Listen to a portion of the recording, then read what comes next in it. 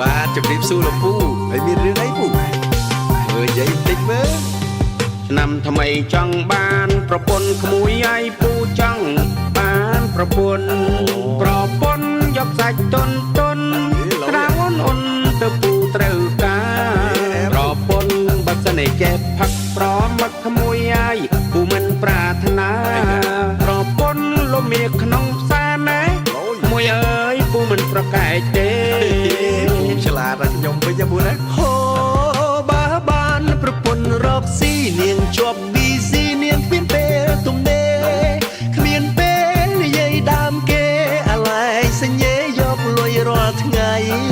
នាងនឹងហើយម្នាក់នឹងហើយខ្ញុំត្រូវការយะនាងនឹងហើយម្នាក់នឹងហើយខ្ញុំត្រូវការប្រពន្ធចេះលឡាណែពូអើយខ្ញុំមិនយកទេថាមិនយកទេហូហាអូហាអូហាអូហាអូណាណាណាណាណាណាណាណាណាណាណាណា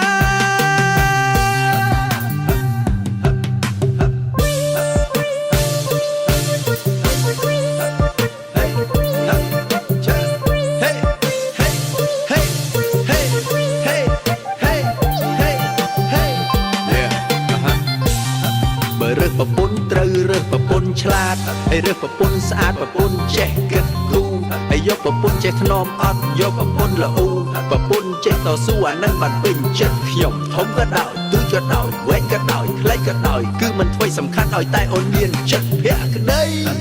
ឆ្នាំថ្មីចង់បានប្រពន្ធក្មួយឲ្យពូចង់បានប្រពន្ធយកសាច់តុនក្រៅអូនទៅពូត្រូវការប្រពន្ធបើសិនឯចេះ